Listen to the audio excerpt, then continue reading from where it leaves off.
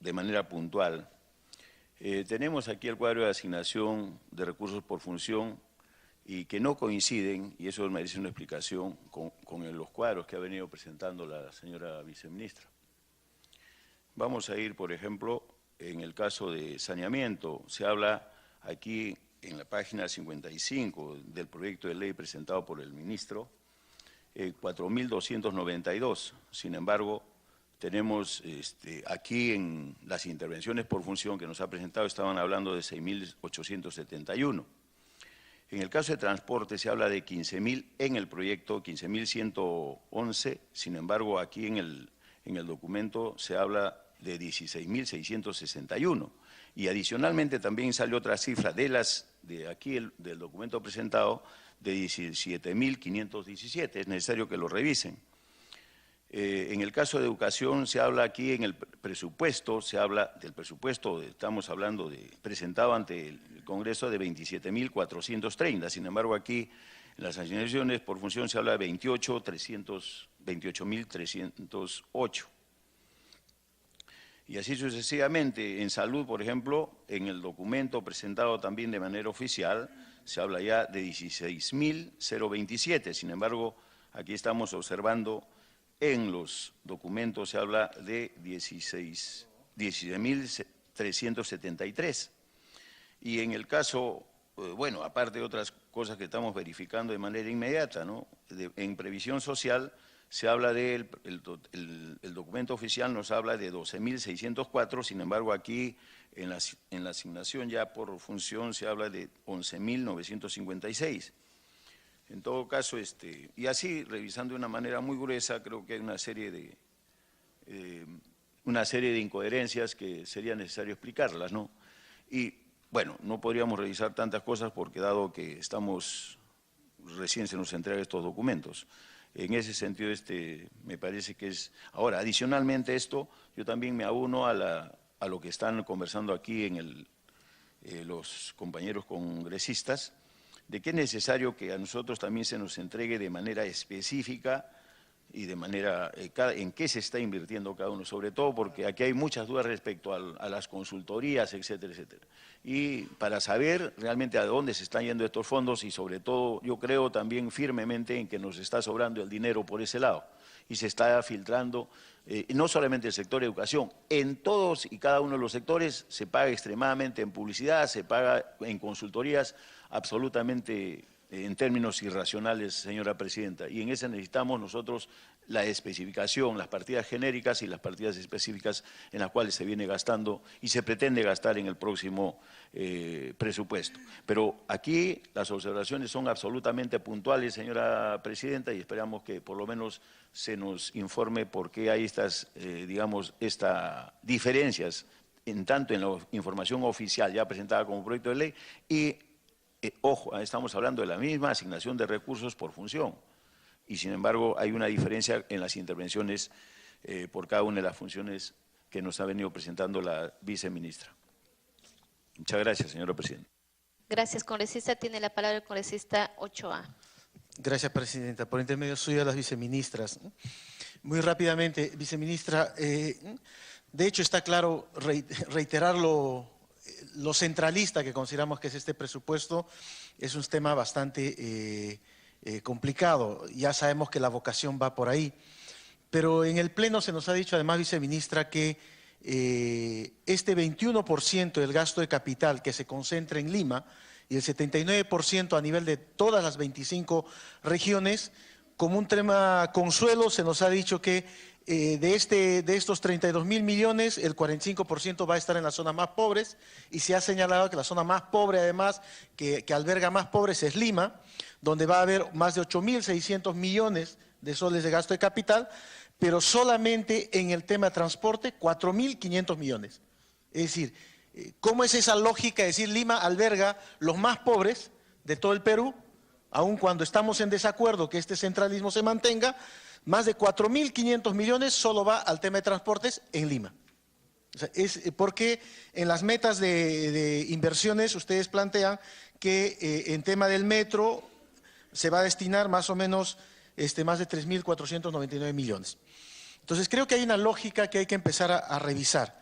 Siguiendo esa misma lógica de inversiones, viceministras, creo que sí es importante sincerar el porcentaje de incremento del presupuesto en educación, retirando lo que ha señalado ya el congresista Tapia respecto a los recursos que son para el tema de la reconstrucción con cambios, que esto implicaría reducir aparentemente a menos del 3.7% ya del PBI.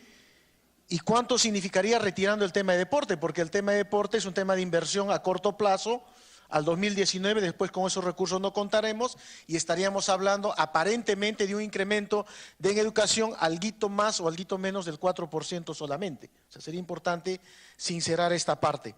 Pero además en las metas señalan que se trabajará con una inversión muy importante el tema de brindar acompañamiento y soporte pedagógico.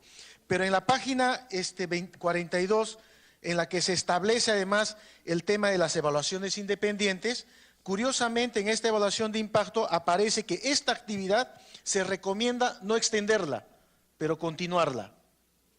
Es decir, ¿qué es lo que en realidad se desarrolla ahí? En ese mismo contexto, sería importante conocer de estas evaluaciones independientes por qué el sector educación tiene 18 evaluaciones independientes y los demás sectores, por señalar uno, comercio exterior, solo una evaluación independiente. ¿Cuánto cuestan estas evaluaciones independientes, estas evaluaciones de impacto? Y no sé si en esta también estará la evaluación de impacto que se ha hecho a los mensajes de texto que se envían a los docentes, del cual se ha señalado que ayuda y contribuye al empoderamiento docente, y nosotros como profesor también sé que el 90% de los maestros no está de acuerdo con estos mensajes de textos. Finalmente, en el caso de también el tema de transportes, de hecho, hay varias interrogantes que seguramente veremos en detalle. Esperamos que en tema de aeropuertos esté el tema de Chinchero, en tema de túneles esté el tema de la Verónica en el Cusco, en tema de autopistas esté el tema de 4 carriles Cusco-Urubamba. Pero quería señalar mi extrañeza respecto a, en energía y minas, por ejemplo, no hay metas respecto al tema de masificación del gas. Se nos ha dicho, ¿no es cierto?, que este tema de gasoducto surandino se resolvía antes de este medio año, pero no aparecen metas para el 2018. O sea, eso significa que no se va a hacer. Y otro tema final que quería a través suyo, Presidenta, dos cosas simples. En el tema de intervenciones de orden público, solamente el 0.4% es la meta de reducción de viviendas vulnerables. O sea, me gustaría tener un poquito de claridad ahí. Y por otro lado, el tema de defensa. No aparece, viceministra, por intermedio de la presidencia, no aparece el tema de intervenciones y metas respecto a defensa. ¿No es la defensa del Estado una prioridad dentro del gobierno? ¿Por qué razón no aparece en el tema de principales intervenciones y cuáles son los recursos que se están previendo para garantizar el tema de defensa? Y en el tema del seguimiento del desempeño, ¿cómo podríamos acceder a la información o cuál es el desagregado que tiene que ver en términos de recursos respecto al planeamiento y gestión? Es decir, planeamiento y gestión, ¿cuáles son las metas, cuáles son las actividades principales y cuáles son los recursos que se van a invertir? Eso por el momento, Presidenta, a través de su presidencia. Muchas gracias. Gracias, congresista. Cedemos el uso de la palabra a la viceministra de Hacienda a efectos de que pueda absolver las preguntas por los colegas congresistas. Gracias, Presidenta. Voy a empezar con las preguntas y comentarios del congresista Ávila. Coincidimos en que es importante no solamente el atender lo que es la seguridad vía policías, sino también asegurar que todas las regiones de nuestro país tengan las mismas oportunidades para un crecimiento económico y generación de empleo. La conectividad, el cierre de las brechas, conectar a las regiones con los mayores mercados para poder vender los productos es una de las actividades y acciones que se tiene que priorizar y que va a ayudar en este círculo virtuoso que se esperaría, ¿no? Y coincidimos plenamente en que de esa manera hay que priorizar las acciones y las intervenciones en términos de inversión pública a través del presupuesto. Nosotros tenemos un nuevo sistema de inversión que no solamente es más ágil, sino que nos obliga y nos pone el reto a todos los que son ejecutores y decisores de sus inversiones en el cierre de brechas. Eso es algo en lo que tenemos que trabajar conjuntamente y que sí, a través de las discusiones presupuestales, los ministerios y los órganos ejecutores lo tienen bien claro. En cuanto a las consultas de la congresista Alcorta, el BRAEM, lo que mencionamos era, se suscribía solamente a lo que es agricultura, pero en el presupuesto del 2018 a nivel agregado, para atender el BRAEM se tiene aproximado entre todos los sectores que van a intervenir 2.000 millones de soles. Tenemos acá algunos números sobre la lucha contra las drogas, de 215 millones, de los cuales 187 millones son del Gobierno Nacional y 27.7 millones de los GORES, ¿no? Una interrupción, la congresista Alcorta. Gracias, Presidenta. Rapidísimo. Esos son los presupuestos que manejan el Gobierno Central y el Gobierno Regional. La pregunta que yo he hecho es si ustedes tienen alguna propuesta, porque esos son todos los ministerios. Pero ¿hay alguna propuesta para lo que es el tema de cultivo alternativo? ¿Puntualmente hay algo para eso? Gracias. Aunque sea el Ministerio de Agricultura. ¿Puede continuar, viceministra? Sí. La propuesta viene por el lado de Devida. Desde Devida se viene trabajando algo en coordinación con el Ministerio de Agricultura. Podemos dar mayor detalle, no lo tengo acá conmigo, pero con mucho gusto podemos dar los detalles de cómo ese… Sobre el tema, una interrupción, el congresista Trujillo. Viceministra, complementando lo planteado por la congresista Alcorta, en el tema de desarrollo alternativo lo han dejado solo a Devida. Devida ya no, como nosotros estamos camino a la OCDE, ya no tiene el apoyo el apoyo extranjero. Entonces solamente con un presupuesto irrisorio no puede atender, además de la zona del BRAE que está ávida de atención, lo del Alto Guayaga, que se está consolidando el desarrollo alternativo, pero necesita cerrarse ese ciclo para que sirva como un prototipo al BRAE. Le están asignando un monto irrisorio que seguramente no va a alcanzar para nada, ¿no?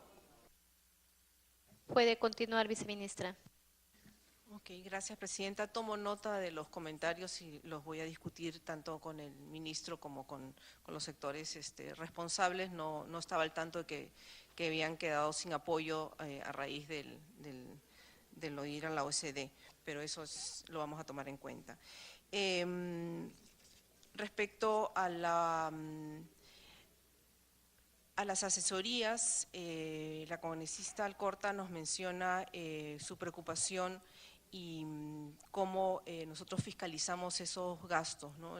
Como Ministerio de Economía y Finanzas no tenemos un rol fiscalizador, pero nosotros entramos por el lado de programas presupuestales, como expliqué al final. Sí hacemos seguimiento del gasto y lo hacemos a través de los programas presupuestales. Las asesorías este año, o consultorías como se les llama, han caído en 32% con respecto al 2017, es decir, 455 millones menos de soles, ¿no? Hay algunos pliegos que crecen por algo natural en temas de consultorías como es OMPE, por lo que se vienen las elecciones, ahí vemos crecimientos altos pero tienen una justificación, ¿no? Sí.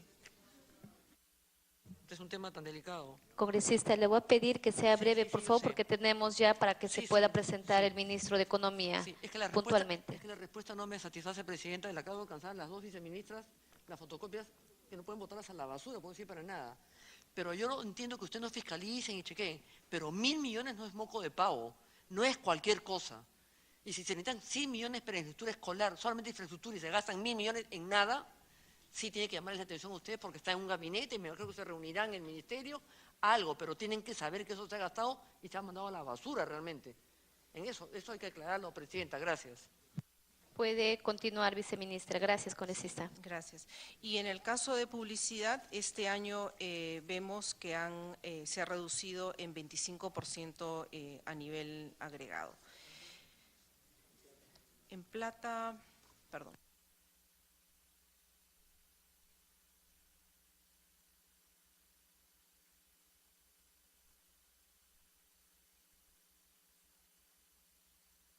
El número me lo van a dar, total de publicidad. Sí, como dijimos este año, en la discusión presupuestal hemos hecho el trabajo bastante más puntual en términos de algunas partidas que nos vienen preocupando. En el caso de publicidad también vemos algunos crecimientos que están relacionados a acciones que se requieren, como es la Junta, el Jurado Nacional Electoral que crece y es por las elecciones. Ya. A ver, me perdí dos. Sí. Han habido, perdón, lo de los bonos, en nuestro límite de endeudamiento, es coherente con el espacio que se nos permite a través de los indicadores macroeconómicos y también el déficit de 3.5%. La situación nos hace que tengamos que recurrir a un endeudamiento, pero felizmente gracias a nuestros buenos indicadores macroeconómicos, fiscales y de ratio de deuda cuando los comparamos con otros países, nuestros costos financieros anuales son uno de los más bajos. En la medida de lo posible, conforme vayamos teniendo una mejor actividad económica, vayamos creciendo, la necesidad de ir a mayor endeudamiento debería disminuir en el tiempo, ¿no? Pero dada la situación que enfrentamos hoy, sí tenemos que recurrir a una combinación de recursos ordinarios, uso de saldos de balance y de una otra medida en endeudamiento.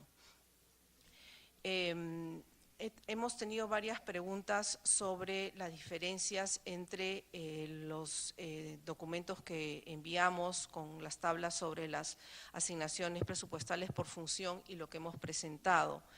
Estas diferencias todas se refieren a que tienen un componente de reconstrucción. La reconstrucción, como está presentada hoy, todavía no tiene los proyectos identificados, por eso está en el paquete de transferencias y que serán yendo asignadas a los sectores conforme estos proyectos estén disponibles a ser financiados. Los montos, por ejemplo, en el caso de salud y educación, están trabajados junto con los sectores en la evaluación que han hecho los daños que han sufrido en la infraestructura, tanto en colegios como en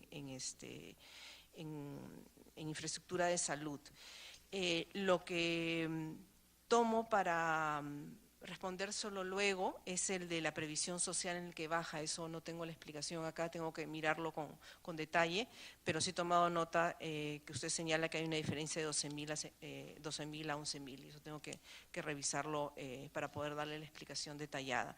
Pero en el tema de las diferencias, genera esta confusión o aparente incoherencia, pero lo que queremos demostrar es que estas funciones van a tener, así como tienen las funciones de siempre cotidianas que han tenido a través de todos los presupuestos, hoy, dada la coyuntura, tienen la función de la reconstrucción también, y ese es el monto que van a tener que ejecutar en el año.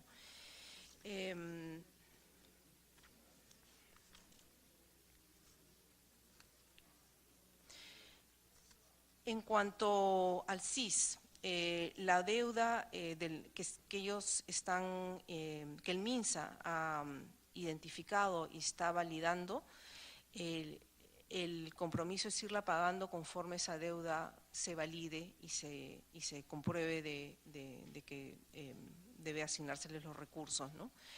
El monto al CIS es adicional con respecto al año anterior. Como mencioné, lo que se espera es que no se sigan con estas deudas acumulando, que crea demasiado desorden, ¿no?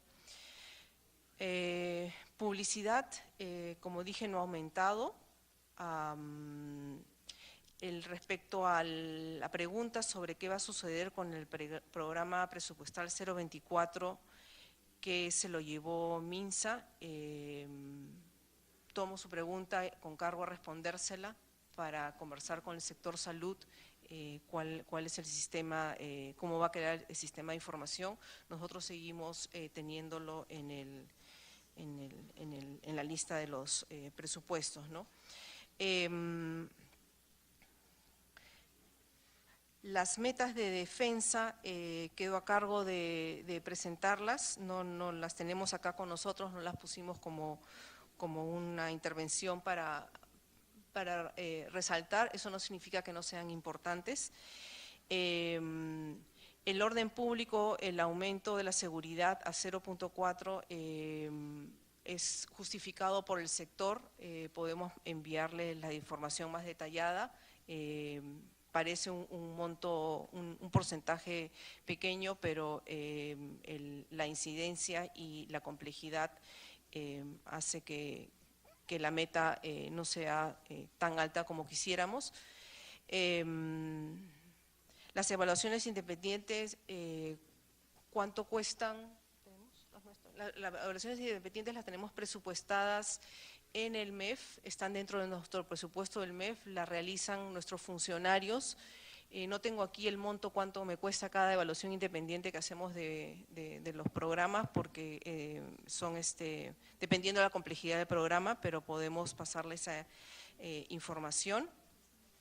Y en términos de planeamiento y gestión se refiere al gasto administrativo de los 3 niveles de gobierno, con lo cual no es un programa presupuestal. Cuando hablamos de acciones que no son programas presupuestales, este es un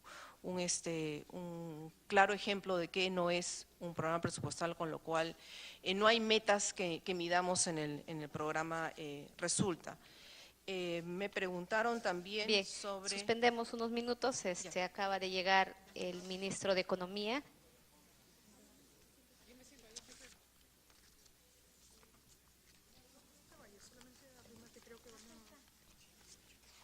¿Sí?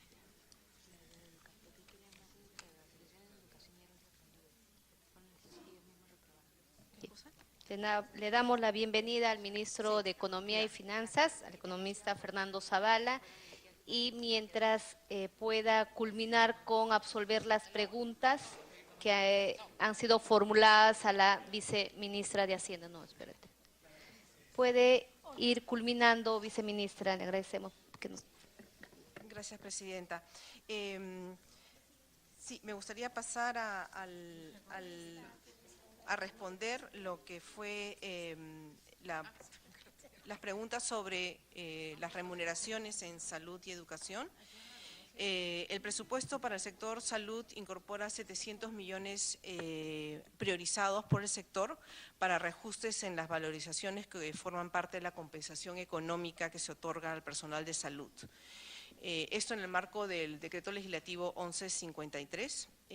Se espera que este sea un primer tramo de la implementación en mejoras salariales, la cual se distribuirá de manera diferencial con el objeto de reducir diferencias entre los grupos ocupacionales y también al interior de los grupos ocupacionales. Con el presupuesto de apertura de la genérica de gasto personal y obligaciones sociales para el 2018, en el caso de la función salud, se llega a 3.231 millones y el PIA del año 2017 fue 2.788 millones. Educación. A ver, en el caso de educación, se tienen aumentos presupuestales priorizados para la ley de la reforma magisterial y se les ha asignado 1.360 millones adicionales a fin de continuar con la implementación de dicha ley a nivel nacional para financiar el incremento de remuneraciones de más de 374.000 docentes nombrados y contratados, con lo cual ningún docente percibirá un ingreso menor a los 2.000 soles. Creo que he respondido la mayoría de las preguntas. Si hubiera alguna que no atendí, con gusto estamos a disposición para reunirnos con ustedes para darles más detalles. Todo lo que es el gasto en publicidad y consultorías, con mucho gusto podemos trabajar y mirarlo de una manera más granular todas las asignaciones que cada uno de los sectores ha priorizado y que nosotros hemos revisado conjuntamente. Gracias, Presidenta. Agradeciendo la exposición a las dos viceministras, contando ya con la presencia del ministro de Economía y Finanzas, pasando al quinto punto, que justamente es la presentación, ¿no?, del ministro de Economía y Finanzas, economista Fernando Zavala Lombardi, para que sustente el proyecto de presupuesto, equilibrio y endeudamiento para el año fiscal 2018. En ese sentido, le cedemos el uso de la palabra al ministro a fin de que pueda exponer el presupuesto.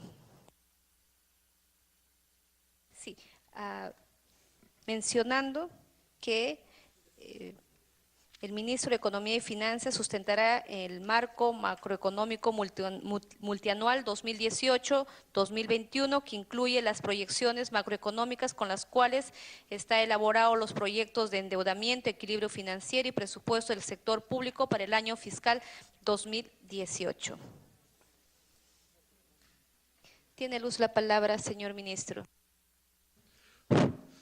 Señora Presidenta, señores congresistas, gracias por la invitación. Y nuevamente disculparme por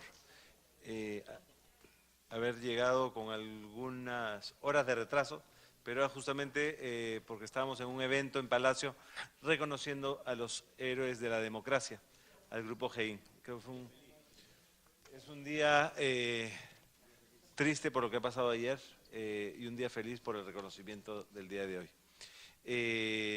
Un evento interesante. Y bueno, ahora hablemos un poco de economía.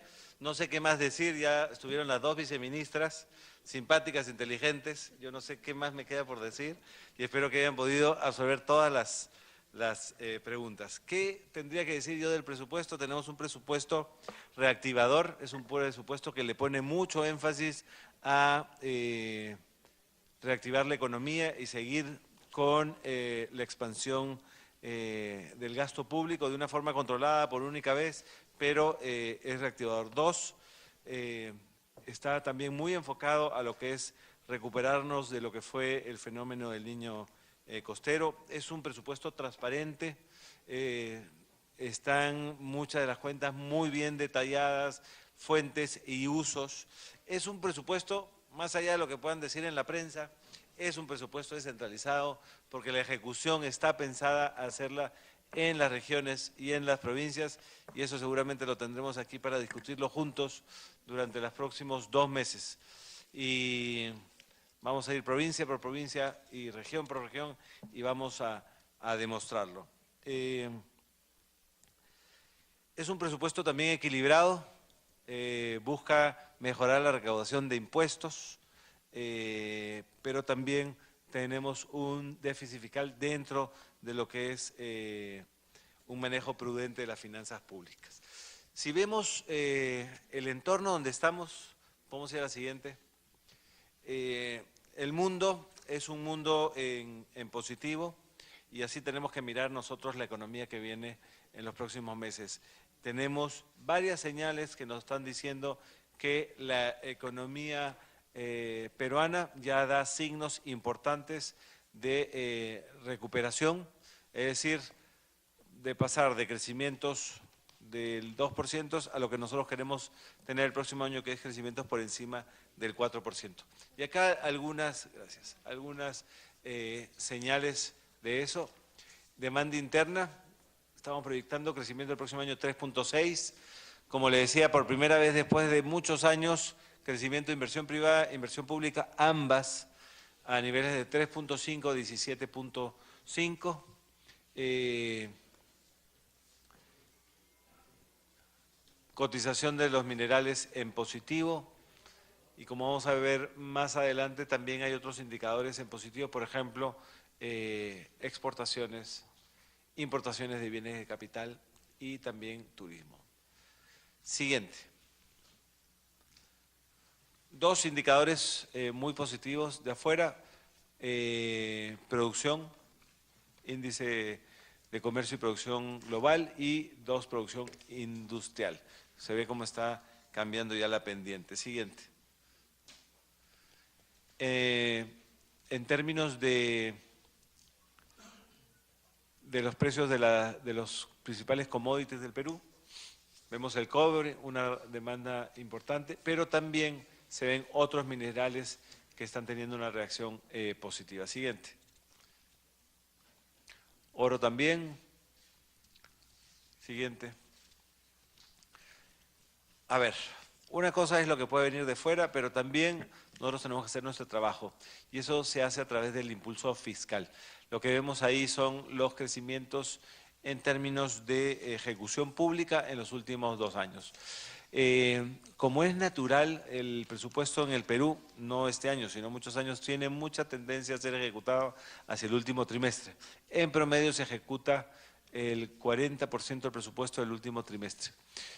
Dado esas condiciones y lo que llevamos nosotros de ejecuciones a agosto, estamos estimando estar en una ejecución a nivel de inversión pública cercana al 85%.